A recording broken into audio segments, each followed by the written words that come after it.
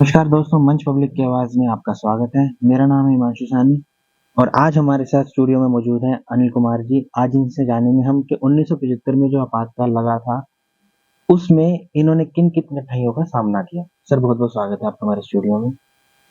Sir सबसे पहले तो आप हमें बताएँ कि 1975 में जो आपातकाल लगा था, उस बारे में आपको पता कैसे चला? इमरजेंसी जब लगी थी तो उसके 2-4 दिन के बाद तो पूरे देश में दहशत सी फैल गई। हम लोग संघ के स्वयंसेवक होते थे तो शाखाएं लगनी भी बंद हो गई। गुप्त रूप से मीटिंगें होती थी, अधिकारियों द्वारा ली जाती थी मीटिंगें और सूचनाएं इधर से उधर पहुंचाई जाती थी। तो पहले तो छोटे मोटे आंदोलन के रूप में कुछ स्वयंसेवकों ने प्रदर्शन किए, तब उनको डीआईआर में बंद कर दिया जाता था। 15 दिन, महीने, 2 महीने में उनकी जमानत हो जाती थी। ऐसे ही हम भी इंतजार कर रहे थे, भाई हमें भी प्रदर्शन करवाना था। तो 1 नवंबर को 1975 को में सूचना दी गई कि आपको आज ही करना है प्रदर्शन। तो मैं उस समय वॉलीबॉल खेल रहा था। हमारे प्रचारक जी थे महेंद्रपाल मल्होत्रा जी, वो वहां पार्क में ही आए तो मेरे को कहा भाई आज ही करना है आपको। तो वो हम तो तैयार ही रहते थे, तो किसी फैक्ट्री में लेके गए, पंजाबी बाग था शायद वो जगह का नाम। वहां पे उन्होंने हमारे को घंटा 2 घंटा ट्रेनिंग दी, भाई आपको ये नारे लगाने हैं और आपको लाल किले के अंदर जाके सत्याग्रह करना है। वो नारे थे long live JP, lift lift emergency, save save democracy, इस प्रकार के नारे हमें रटवा दिए गए। तो हमारे नेता थे उसमें गोविंद राम जी वर्मा, जो काउंसलर थे पहाड़गंज के। वो 90 दिन पहले ही जेल में रह के आए थे, तो उनकी दाढ़ी बढ़ी हुई थी, तो किसी ने उनको पहचाना नहीं। कॉमनवेल्थ कंट्रीज के 300 एमपी आए हुए थे, उनका नागरिक अभिनंदन था लाल किले के अंदर।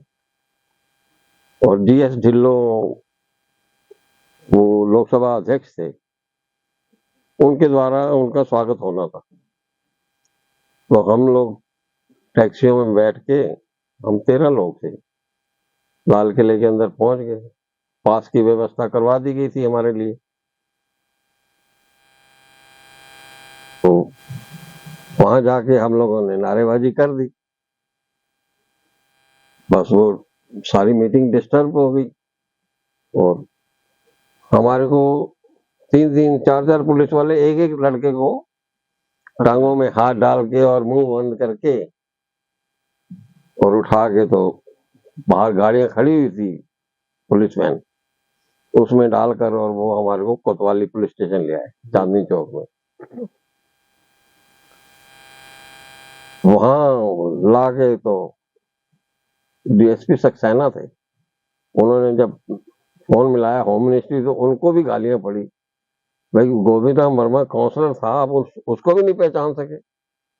ये स्टूडेंट्स को तो कोई बात नहीं, आपने नहीं पहचाना, मगर गोविंद राम वर्मा को भी नहीं पहचाना आपने। तो फिर उन्होंने हमारे को नीचे लिटा के, और छितर बोलते हैं चमड़े का होता है, उससे हमारी पिटाई विटाई करी। अगले दिन कोर्ट में पेश करके और हमारे को भेज दिया गया तिहाड़। 2-4 दिन, हफ्ता ही बीता था कि हम लोगों को सबको, जो लाल किले वाले थे प्रदर्शनकारी, उन सबको मीसा लगा दिया। जो हम बड़े बड़े नेता थे, हम स्टूडेंट को भी वहीं मीसा में। तो 16 महीने हम फिर जेल में रहे। जब इमरजेंसी खत्म हुई तब हमें छोड़ा गया। 18 फरवरी 1970 में हम छूट के आए। 16 महीने जेल में रहना पड़ा हमें। तो जब आप जेल में गए थे, पुलिस वाले ने पकड़ा था, तो उसके बाद आपके परिवार जो पीछे थे, उनको किन कठिनाइयों का सामना करना पड़ा? अब घर वाले तो अपने बच्चों को छोड़ नहीं सकते हैं, बिल्कुल। तो सप्ताह में एक दिन मुलाकात का होता था। अब उनका तो सारा दिन ही नष्ट हो जाता था। लाजपत नगर से तिहाड़ आना, धक्के खाते हुए बसों में, फिर यहाँ से फिर धक्के खाते हुए बाहर जाना। जब आप जेल में गए, तो जेल में जब आपको पता चला कि भाई मेरे साथी भी कई सारे इसमें आए हुए हैं और यहाँ पर बाहर जिस तरीके का आपके साथ टॉर्चर किया जाता था, जेल में किस तरीके का आपके साथ माहौल था?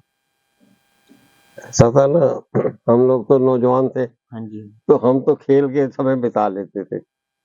वॉलीबॉल खेलते थे 8 घंटे, 6 घंटे, 8 घंटे डेली वॉलीबॉल खेलते थे, बैडमिंटन खेलते थे। जी। अब जो परिवार वाले थे लोग, शादीशुदा बाल बच्चेदार थे, कोई नौकरी वाला था, कोई बिजनेस वाला था, उनके लिए तो बहुत परेशानी खड़ी हो गई। अब वो तो चिंता में डूबे ही रहते थे बेचारे, भाई उनका जेंट्स तो जेल में है और पीछे कमाने वाला नहीं है। बिल्कुल। और उनके बहुत मुश्किलें पेश आई उनको।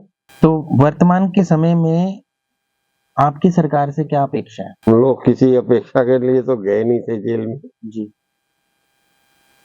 बाकी कई राज्यों में उनको सुविधाएं दी गई, जो जेल में रहे उनको पेंशन लगाई गई, किसी को 10,000 महीना, कहीं 20,000 महीना। यहाँ दिल्ली में नहीं हो पाया ऐसा। अब जैसे दूसरे स्टेटों में मिल रहा है, तो दिल्ली में भी मिलना चाहिए कुछ न कुछ सम्मान निधि। अब जीवन बचा ही कितना है, अगर बिल्कुल। मिलेगा भी तो। सही बात है।